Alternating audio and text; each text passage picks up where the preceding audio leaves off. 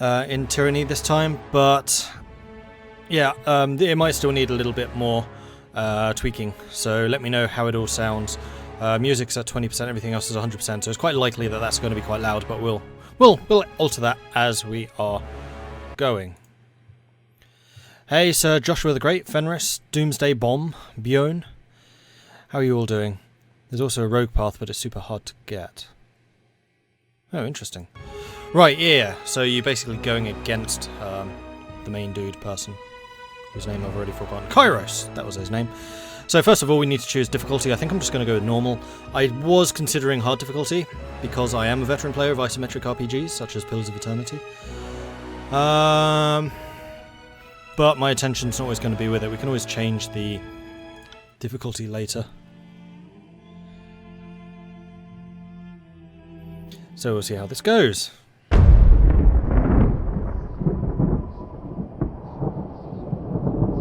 For over 400 years, the armies of Kyros the Overlord have swept across the known world.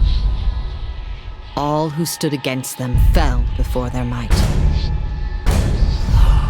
Even the Archons, women and men of immense power, were forced to kneel, chained to the Overlord's will. Now Kyros' final conquest has come to our corner of the world, and two of the Overlord's armies compete for the honor of taking our lands. The elite disfavored, and the teeming horde of the Scarlet Chorus. The voices of Nerat, Spymaster and Archon of Secrets, guides the fierce and undisciplined masses of the Scarlet Chorus. With each battle, the Scarlet Chorus grows stronger, as the defeated are given a simple choice: serve or die. Graven Ash, Archon of War and the Overlord's most loyal general, leads the disfavored. Though small in number, Kyros' ironclad legion has never met true defeat in open battle. Watching over the two generals is Tyranny, the Adjudicator, Archon of Justice, eldest of Kyros' minions. Tyranny brings Kyros' laws to newly conquered lands, aided by the Fatebinders, judges and executioners of the Overlord's laws. You were among the youngest of the court of Fatebinders when Kyros' armies came to our lands. How could we have known that the fate of thousands would rest in your hands?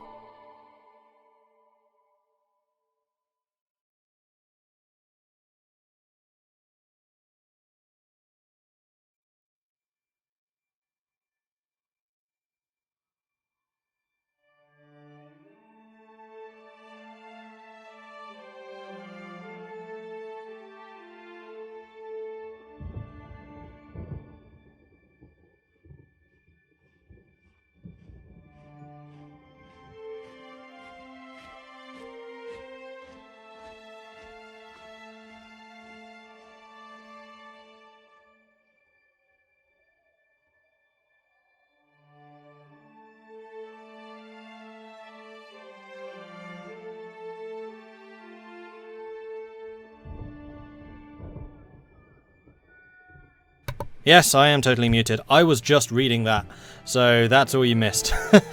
I always do this! Alright, it shouldn't be muted anymore.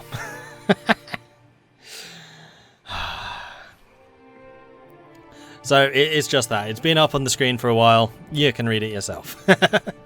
So we're going to be playing as a man. It is possible to play as a woman in this, saying that they have got pretty good equal rights. Women, actually, in the southern lands have rights over territory, while men have rights over ships, which is kind of interesting. So it's a semi-matriarchal, semi-patriarchal, depending on where you are. We are going to be awesome looking. Now, this is the most important thing. It's clearly facial features. I don't know. We're going to have a very neutral type character, I think. Clearly hair color is blonde. We're going to have relatively swept back with slightly long hair. Perfect. And an awesome looking goatee.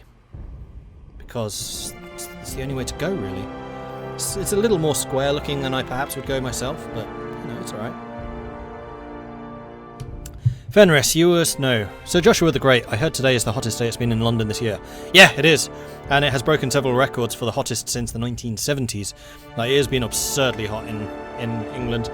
I've got a fan blasting away at me. I've been told from previous streams that you can't hear it, but it's over there. It's a bit far away, so I'm not getting the full impact of it. Plus my windows are open, but I have a spotlight shining down on me. And then the green screen behind me, which is going to be blocking off even more. And yeah, it's going to be... I'll probably be sweating buckets at the end of this. Right, voices. That wasn't so hard. Yeah. I'm injured, tired. Let's rest. Yeah. Interesting. To battle! Definitely the nobleman. Oh, and we need a portrait. I do believe there was a person with a glorious goatee. Was it you? I'm pretty sure it was you. I have a feeling this was actually one of my avatars, or very similar to that in one of the Prophecy of Pendor roleplays that I did. I mean, this also kind of somewhat depends on what kind of character I want to play. I mean, I don't really know. Usually I like... Right, so there's a class which I've basically invented. I call it the Nuker in Armor. So it's basically a spellcaster who wears heavy armor.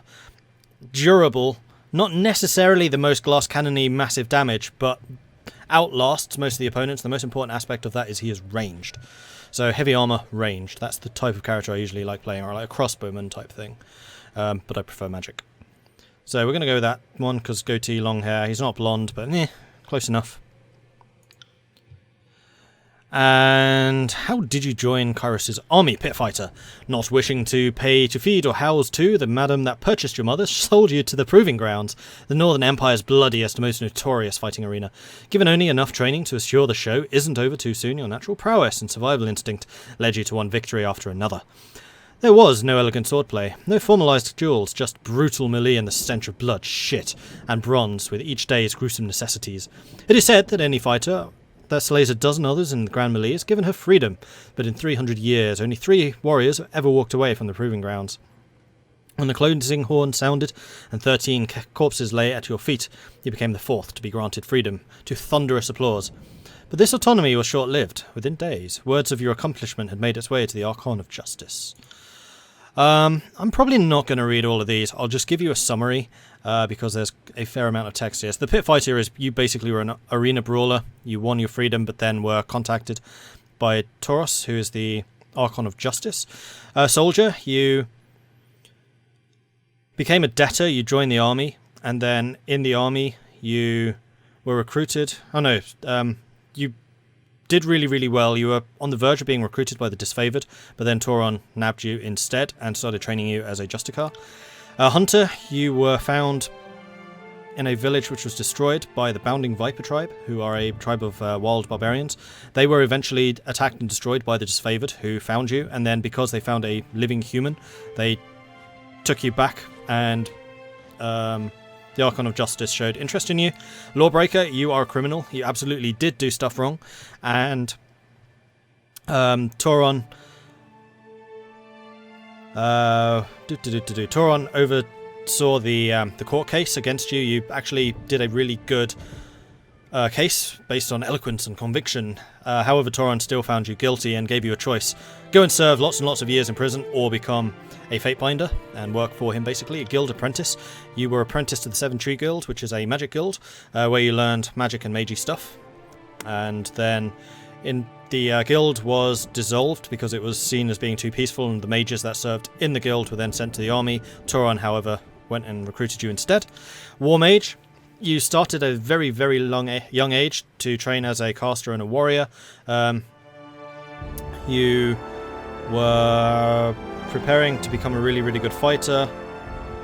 Then Tauron came to the barracks and laid claim to your life, saying that you were too valuable for the Crucible of Battle, and instead pressed you into service as a Fatebinder.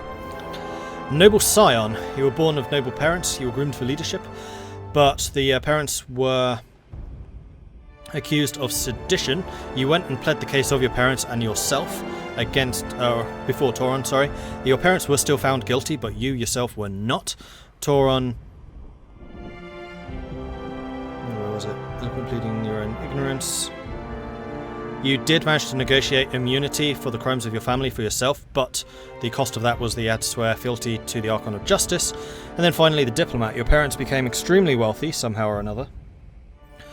And had you trained outside of most of the main territories, you never knew what your parents did. You had an education basically touring, or a bit of a nomadic lifestyle. Eventually you were found by Tunon, who then became your person dude. So my thoughts here are either Noble Scion, because I generally like to play a nobleman, plus it means I can use a rather more posh voice when talking for myself, or we could be the War Mage, just because that sounds more like the character I was just talking about, where I'm basically a frontline wizard. So, thoughts, War Mage or Noble Scion? Which should I play as?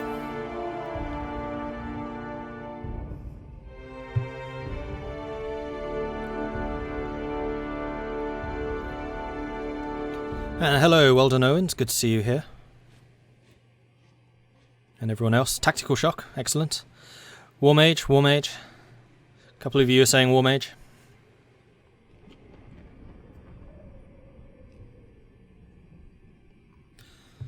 I mean, when I was going through this character creation process the first time, I was looking at Noble Scion. But the more I'm looking at War Mage, the more I'm thinking, you know what, that probably fits my character. So we have been trained from birth to be an amazing caster slash warrior slash awesome dude. Assigned into the armies, the icons, lots of training. Don't know what became of the parents. Don't know about the missive, so you were probably like indoctrinated from an early age. Like I like to know these character traits because I do tend to roleplay a fair amount. So okay, we're gonna go War Mage. We need war. Soldier. Yeah, Soldier's not really the background that I was looking at. It's really between War Mage and Scion for the ones I would play as. Possibly Guild Apprentice, but it just doesn't sound as interesting. We need war, and magic, and cake. Alright, we're going to go War Mage. Boom. Now, we get a choice between primary expertise and secondary expertise.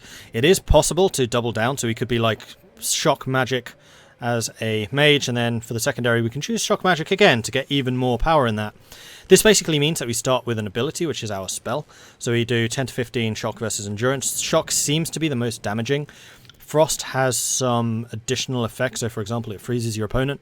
Vigor is like a cleric, it's all about buffing the people around you, and atrophy, I would guess, or atrophy is, I guess, debuffing your opponents. Less interested in that one, it's probably a toss-up between shock and frost for me for the magic-y type things. It also gives you a couple of skills, so for example we have Control Frost, which is determines a character's ability to evoke and control spells that use the Sigil of Frost. Higher skill values increases the chance of hits and crits. I was really hoping for fire magic. I tend to play a pyromaniac, but unfortunately that doesn't seem an option here, so it's between frost and shock. Always been a fan of thunder, lightning, shock spells. Zap 'em.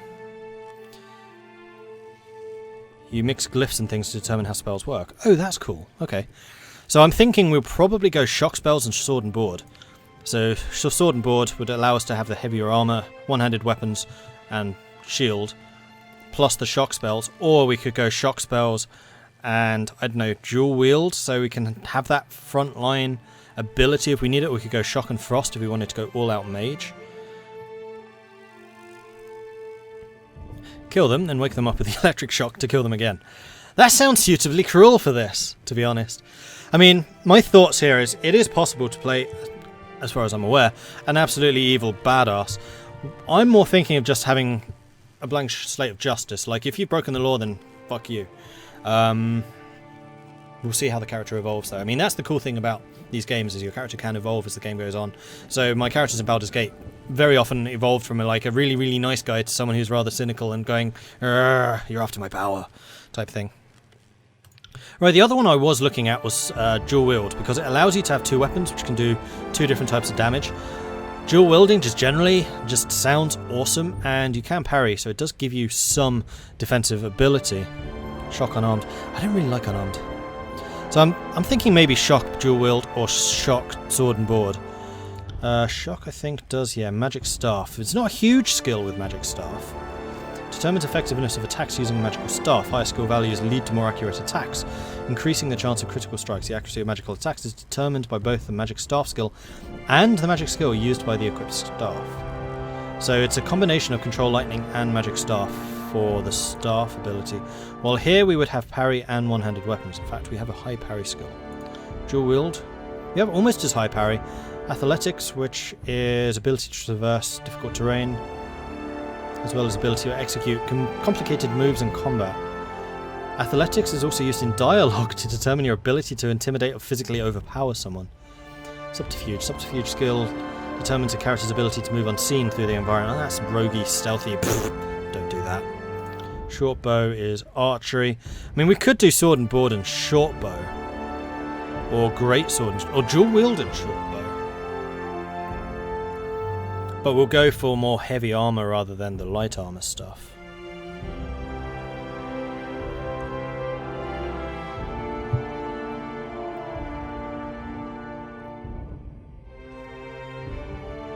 Shock and unarmed. I'm just not that interested in unarmed.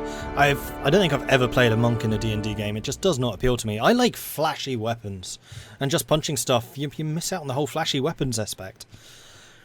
I think I'm going to go shock and sword and shield. Or sword and shield and shock. Sword and shield and shock. So if we're like, haha, we're a tank. Surprise! Shock, boom, kapow, smash. Sword and board and shock. Yeah, I don't really like two-handed swords either, sword and board and shock. Yeah, okay, we'll do sword and board and then, whoops, sword and board, so we have the heavy armor, because we were saying we're a nuker in armor. That is exactly what we are doing. So, one-handed weapons parry athletics plus shock. So we have to pick one of these abilities. So we have the shield slam, which is a 10 to 15 crush damage, and the opponent is dazed for 20 seconds. What does dazing do?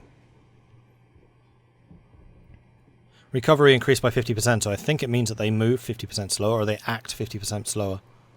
It requires the athletics skill, which we have a relatively high ability in. Or we have Sunder, which sunders them for 20 seconds, which reduces their armor by a bit. And it uses the one-handed weapon skill, which we have a much higher level in. No, Vigor is energy. It's healing and stuff like that. Titan's Touch, +2 Vitality, +2 Might. It's all about heals. As far as I can tell. No, we're going to go Sword and Board and I think Shield Slam. We're going to use the Sword and Board as like controlling the enemy, knocking them out, that type of thing, and then POW! With magic. Is Mordred making a Doomsday Bomb? Maybe. And then we're going Shock for the secondary, which gives us the access to that. So we're still in heavy armor, and we have the staff. Actually, that suits me. Heavy armor and a staff. And then we have the shield there in case we get engaged in close combat. I like it. Right, character colours. Clearly it's blue. That's the main colour, and probably black. Seems to be pretty badass. Usually it's either blue and red or blue and black, but here it just... I look like a freaking court jester with blue and red like this, so no, we're going to go blue and black. And then the crest. Flaming Sword actually sounds reasonable. Do the cross swords, but here... We're not a full tank, we're a flaming sword. Or a winged shield, because we're more tanky.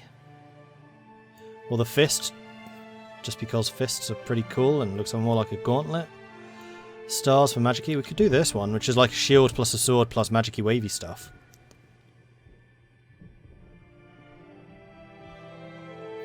Yeah, I think the flame sword works. Though this is suspiciously similar to a Templar from Shadowbane, and I was never a fan of the Templar school.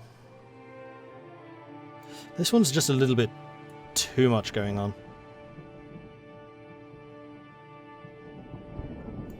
Yeah, we'll go with the Flaming Sword. Flaming Sword it is. And then colour-wise, I was thinking... I really don't know. No, I quite like the black banner. I mean, we're the bad guys. Maybe this? No, that's too flamey. I think just straight up black and white. Do the stars for sparkles and unicorns. No.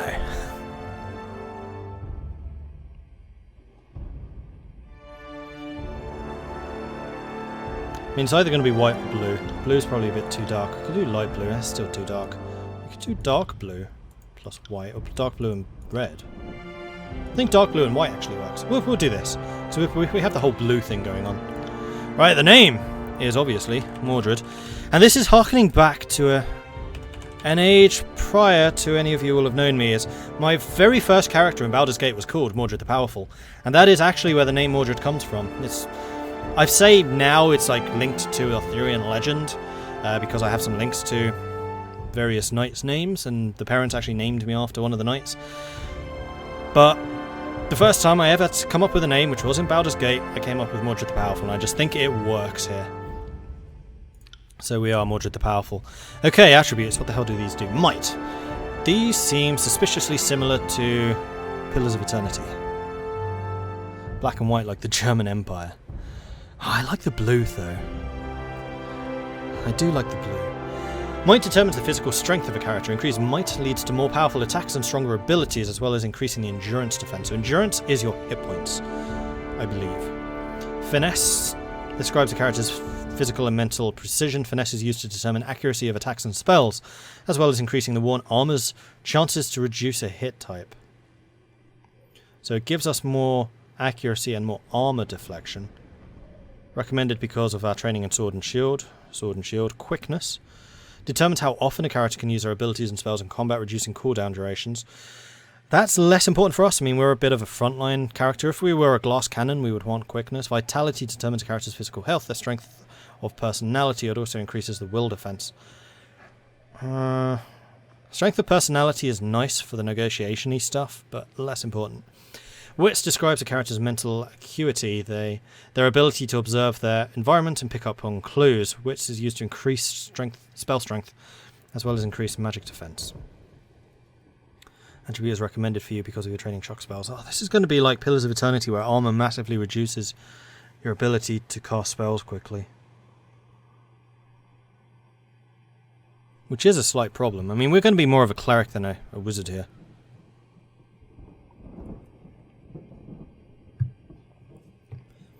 Am I planning on going good, evil, or neutral in this run? Probably neutral. Probably, I don't know. Somewhere between lawful neutral and lawful good. Certainly lawful.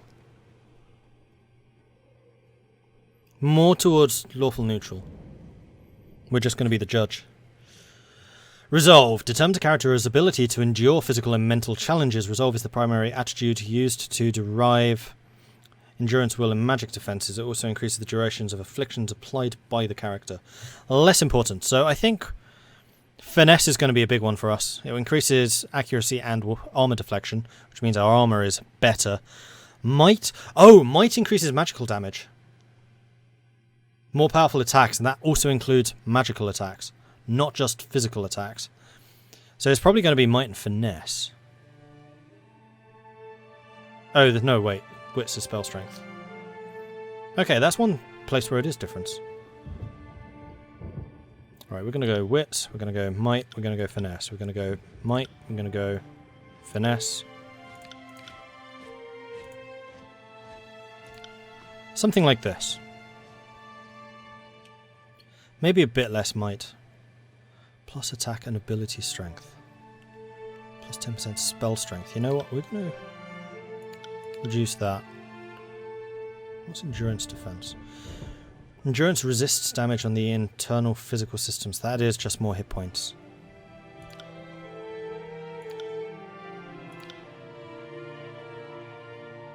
More wits, less might. Yeah, that's what I was thinking.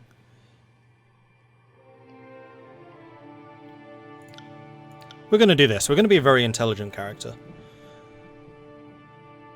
So we can still hit hard. We have a good amount of magic defense. Plus 20% spell strength, which just sounds useful. Finesse, we have some armor deflection, some accuracy, and some attack and ability strength. I'm not convinced about the might.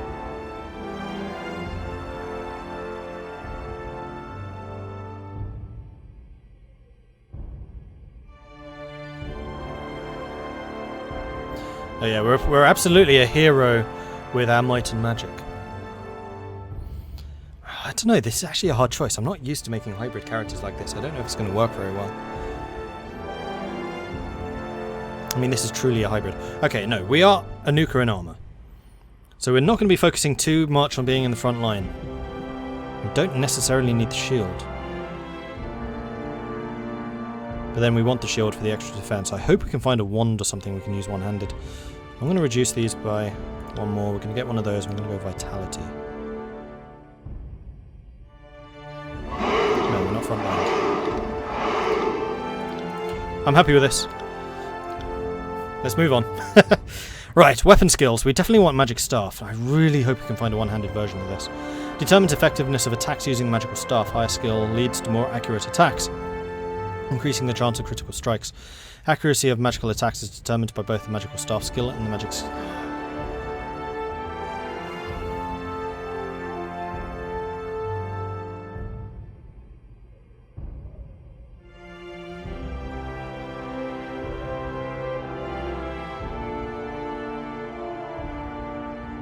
Yeah, I was going to put stuff into conversation anyway, because I like the way the dialogues work in these games generally. I think we're going to put some more points into Control Lightning.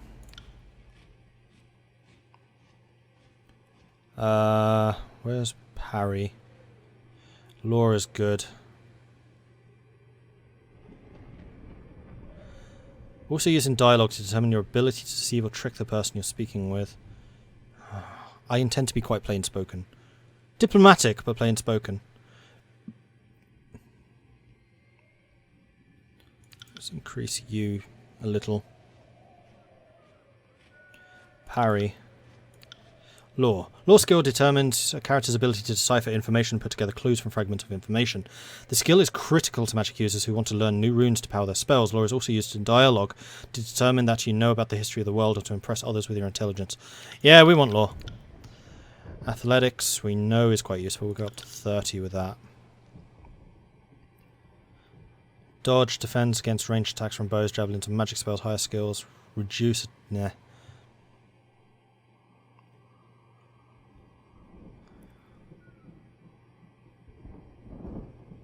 Take a bit more on Control Lightning. And then some more lore, I think.